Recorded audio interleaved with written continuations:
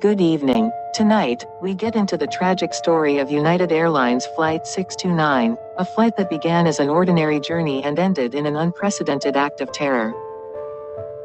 This is a tale of loss, investigation, and justice, marked by profound changes in aviation security. On November 1, 1955, United Airlines Flight 629, a Douglas DC-6B, prepared to depart from Stapleton Airfield in Denver, Colorado. The flight was scheduled to travel to Portland, Oregon, with a stopover in Boise, Idaho. On board were 39 passengers and 5 crew members, each with their own destination and purpose. The aircraft, bearing tail number N37559, took off at 6:52 p.m. Mountain Standard Time.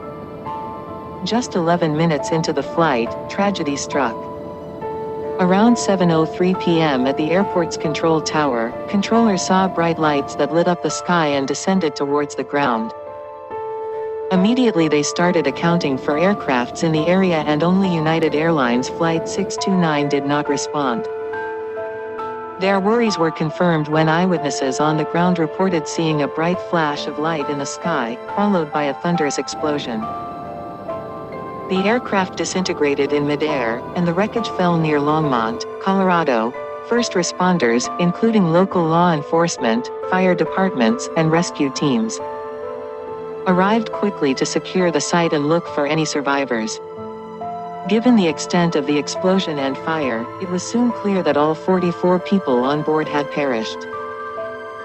Investigators from the Civil Aeronautics Board, the predecessor to the National Transportation Safety Board, began a systematic examination of the wreckage.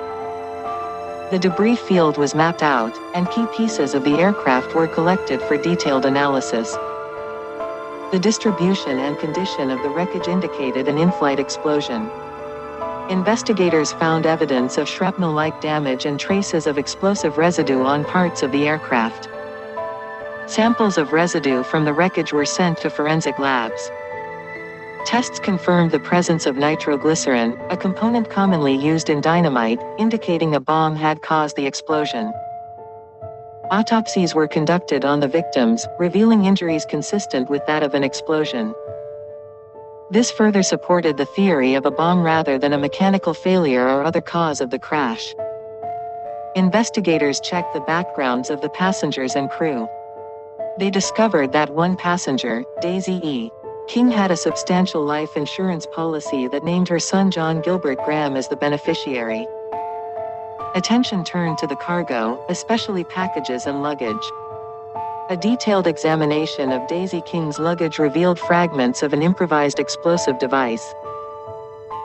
To fully understand the tragic events surrounding United Airlines Flight 629, we need to get into the backgrounds of two key individuals, Daisy King and her son, Jack Gilbert Graham. Daisy King was a 53-year-old widow living in Denver, Colorado. She was a successful businesswoman, having run a thriving restaurant in Denver. Daisy was known to be a hardworking and resilient woman, having faced numerous challenges in her life, including the loss of her husband.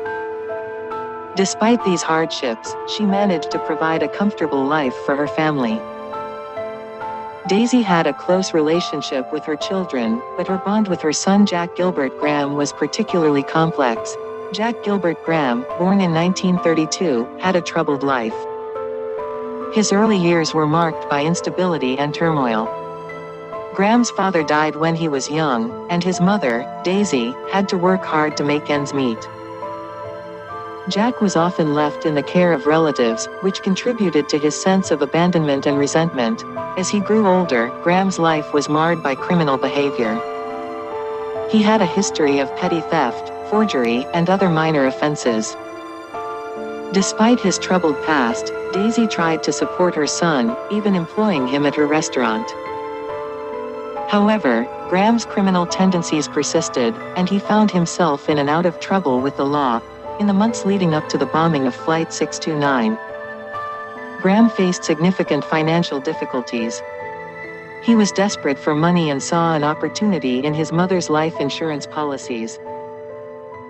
Graham purchased several policies for his mother, Daisy King, just before her flight, with the intention of collecting on them after her death. On November 1, 1955, Graham executed his plan. He placed a dynamite bomb in his mother's suitcase, ensuring it would be loaded onto Flight 629. The bomb detonated shortly after takeoff, causing the plane to explode mid-air and killing all 44 people on board, including his mother. The subsequent investigation revealed Graham's cold and calculated actions. Evidence against Graham was overwhelming. Witnesses confirmed his purchase of dynamite and other bomb-making materials. Additionally, remnants of the bomb matched materials found in Graham's possessions. Faced with this mountain of evidence, Graham confessed to the crime. Graham showed no remorse during his trial and was ultimately convicted of murder. He was sentenced to death and was executed in the gas chamber at Colorado State Penitentiary on January 11, 1957. The bombing of United Airlines Flight 629 sent shockwaves throughout the nation. It exposed the vulnerabilities in aviation security and prompted immediate changes. Airport security measures were intensified, particularly regarding passenger baggage and cargo. The incident also highlighted the potential for insurance fraud through acts of terrorism, leading to stricter regulations around the issuance of life insurance policies. The legacy of Flight 629 is a somber reminder of the lengths to which some individuals will go for personal gain, and the devastating impact such actions can have.